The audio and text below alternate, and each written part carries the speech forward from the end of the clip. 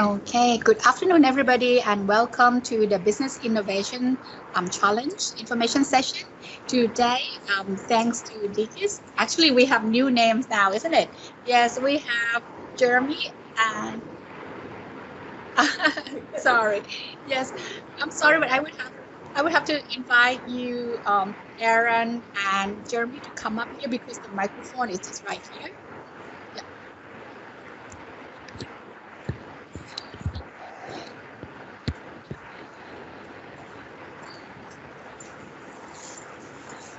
So those that are joining us online, they will just see you on this camera.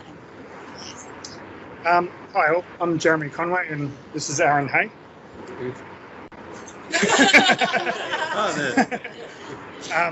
And we both work in the Design Authority and Enterprise Project Services for the Northern Territory Government. So the Design Authority is into a lot of projects. So we've got a couple of big projects at the moment, replacing the health system, which is a $260 million project.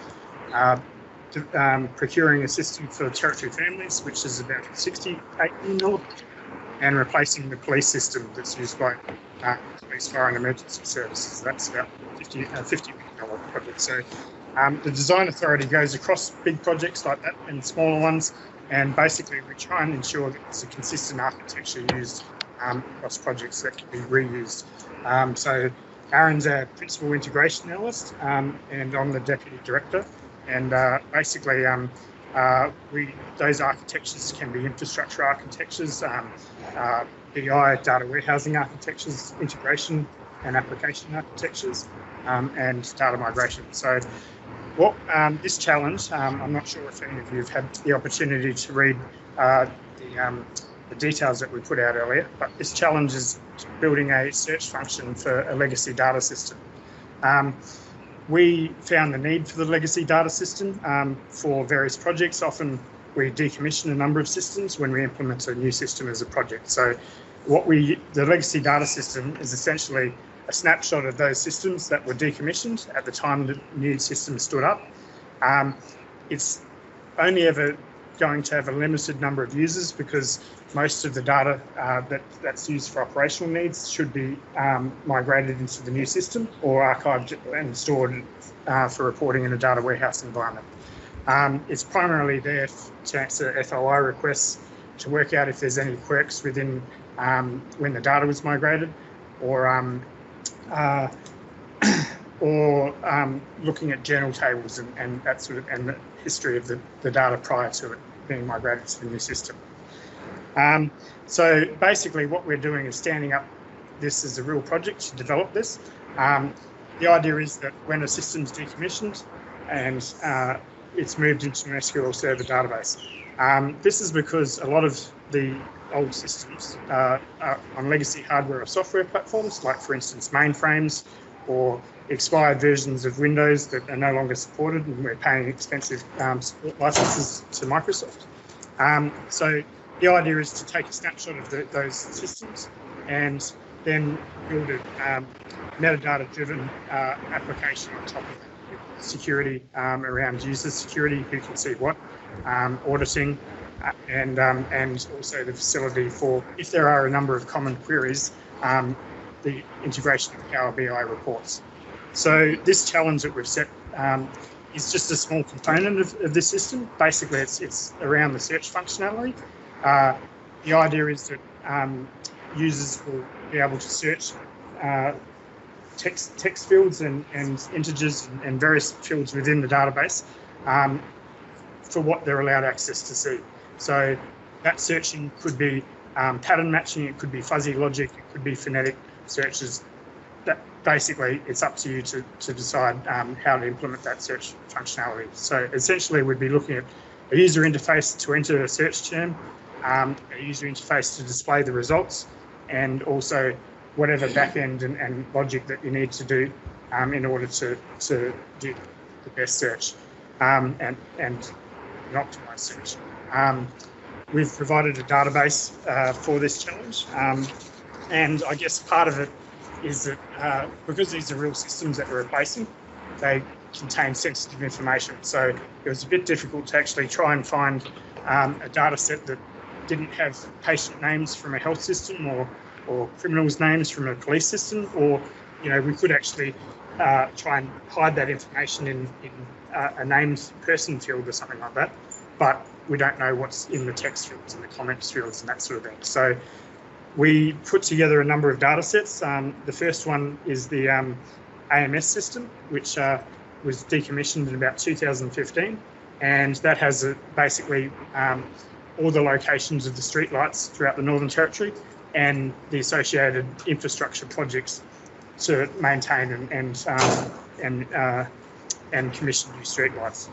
The second, and all these basically within the, all of these data sets are located within different schemas within the legacy data system database provided. The second one was an NT infrastructure database. This was, and it's really essentially only a table.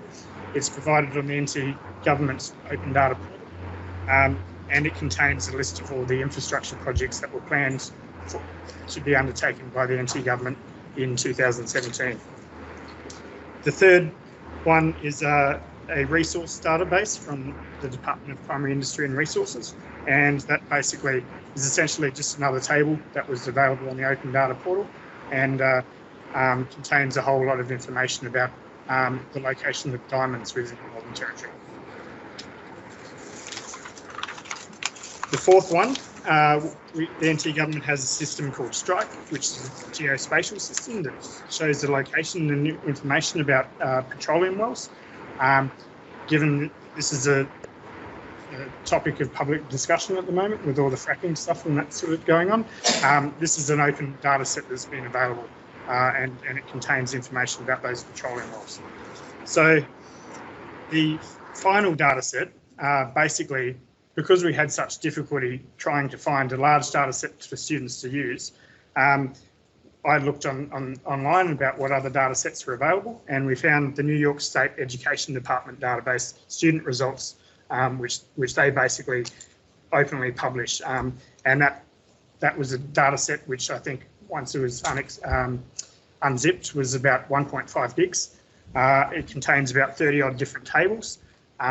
All varying different types of data is available in those tables, and we also added an additional column to the staff table, which is, and this information is provided in the handouts that we've provided, which was favourite quote, and that basically we manufactured some data there so that we had different varying lengths of text, and I populated that from the Creative Commons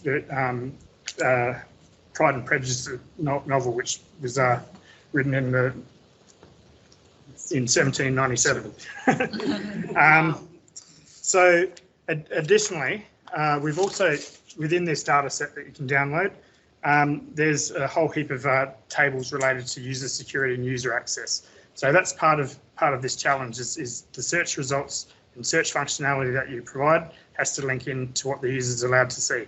I've provided an ERD at the end of this paper, which basically outline, and this table has been populated so that there's various users who will be able to see various data sets. There's also an administrator role, and we're saying that the administrator can see everything. Basically, what we'll be doing when we're assessing this challenge is, I guess, looking at the design and coding to make sure that those user permissions are working correctly. Yeah.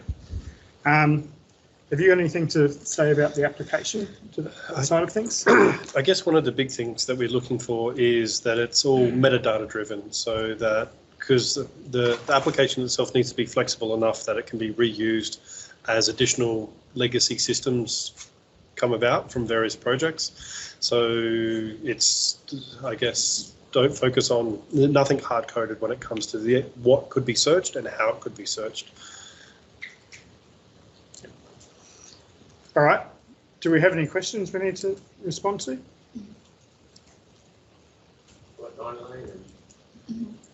Yeah.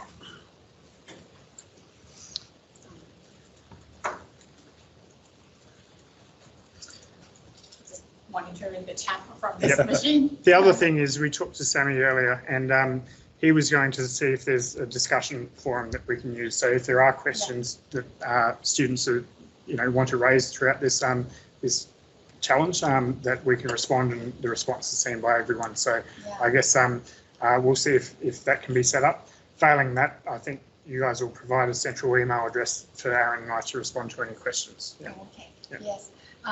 And I think the challenge is judged on the 13th of November, and Aaron and I are available to answer any questions up until then.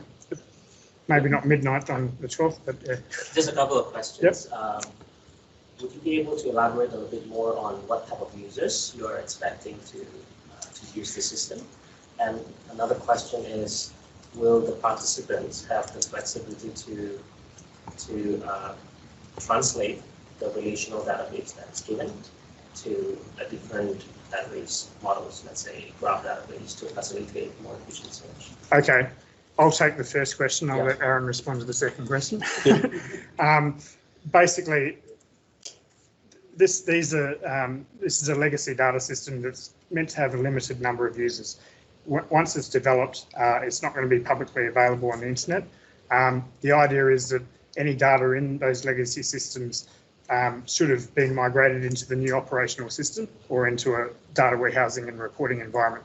If people are going and looking at the legacy data system often, then we haven't done our job properly, and we probably look at migrating those bits of information and data that are commonly required. So the user model is fairly simple. I mean, basically, the legacy data system is a snapshot, so by default it's read-only, except for any user tables, which you'd add new users, and the audit table. And so there's various roles in there, which we've provided a very simplified user role model, which is basically an admin user, and then a couple of users which have access to individual data sets, and a couple of users that have access to more than one. Yeah. In regards to the second question, I guess there's nothing stopping you from going to a graph database with Neo4j or even SQL Server Graph. The only things with it, you'd have to be very careful in regarding to the security. So from the last page in the document where the ERD is, the security is essentially done to the table level, not to the individual row level. So it would be somehow being able to maintain that this entity came from this table to carry that, I guess, permissions across to the graph database. Thank you. Yep. Any more questions? Okay, I have a question actually. Yep. Just for the student's sake. In terms of scalability, for example, whether the students will be tested based on the dataset that we have provided, or they should be tested both based on some new dataset that we need to see, for example, we can increase the size of the data and see how the searching becomes very hard. So how will we test it? The plan at the moment would be to test on the data set that we've provided. We hope that there's some tables with a couple of million rows and all that. Obviously, that's yeah, that's right. Yep. And the second thing I want to ask you is that, for example, because we have a limited number of users that you mentioned, so they might actually have some sort of access code to the list as well. What kind of data they'll be able to access? Now, my question is that the policies that should be set for each and every users are typically different about this, or students need to make their own decision actually who should be getting what sort of access right to the data? I mean, is that something we should follow? So within the user security tables, there's a handful of users, and those users will be assigned to a role, like a reader role of a specific data set. And then there's a mapping to the data set. And when we're saying data set, it's at a table level. So for instance, where a user is granted access to a role for one of the larger data sets, being the New York State Education System. There's about 32 tables. There will be 32 records in there saying that these tables are accessible via this role.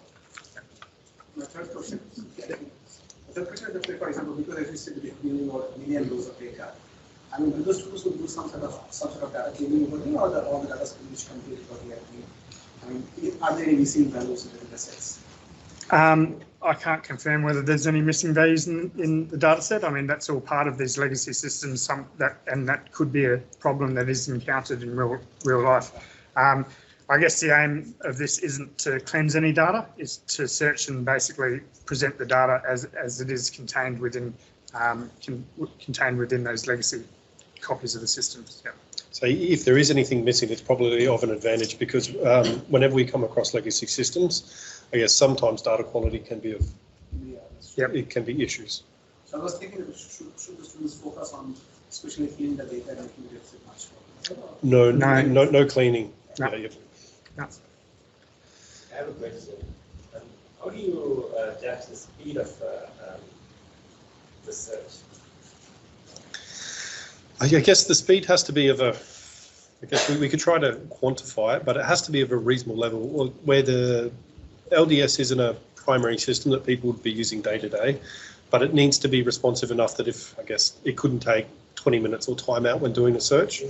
But I guess the performance would need to be what you would have for a primary business system where you'd want it sort of fractions of a second. So here, I guess if a search, you're taking millions of records, if it took 2-3 seconds on a really big table, it wouldn't matter that much as they're only done, or hopefully infrequent searches using this system. Yeah. I guess one thing is that we'll be relying on Aaron and some of the other technical judges to see how that search functionality is implemented, to understand whether it's scalable and that sort of thing. We wouldn't necessarily be testing how long it takes to return search results and that sort of stuff on the day. Yeah. Yep. I have another question to ask you. In terms of deployment, for example, students come up with an application, right?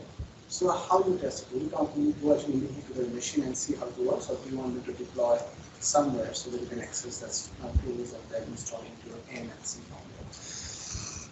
I guess with that, whether it's, we could just go to their machines and test it, unless there is somewhere, I guess, that CDU can provide for central hosting, which may be a bit more gruntier than what their laptops or PCs are like. So, do you actually recommend that students should give at least 1 or 2 minutes presentation about some sort of quantifiable value that they have achieved, and then after that you can go and look at the machine? Because that's much more easier for them. Yep. But asking them to deploy to a certain centralized place and then work from there. So that's a really great thing. So maybe in the individual challenge on the day itself when you come in, Yep. they might actually they'll be asked to give a presentation for 1 to 2 minutes, talking Yep. about how they have done it. Yep. And then after we can go through the machine and see how it's working. I think that sounds good. Yeah. Anything else?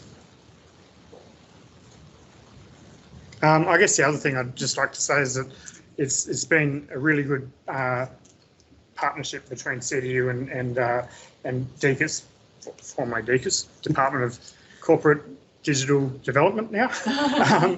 And in the past, these business innovation challenges, we've actually been able to pick up a lot of students who've come on board as internships. And I was talking to one before, and he's now been working within Enterprise Project Services with us for about 4 years now. So it's a good opportunity to get your foot in the door. Yeah. Yeah. So that's a big plus, you see. Yep. And the other thing is, yeah, I was a CDU student, and I just realised I finished in 2001, so that was about 19 years ago, and I feel very old now. Aaron finished up a few years ago. Yep. Yep. They're like seniors. Okay, thank you very much for your time, and we'll answer any questions when they come through. Thanks. Yeah. Thank you very much, Jeremy and Aaron. Yeah, so if you guys have further questions while you are working on these applications, then of course you're welcome to access this chat, and then this chat will be open and continue. So, I mean, once you ask questions and it has been answered, other people will also see it as well. Okay, so thank you very much for joining us today, and then well, hopefully we'll see you in other competitions as well too. Yeah, so you're not only limited to only one entrance, so you can join everything if you want to. Thank you.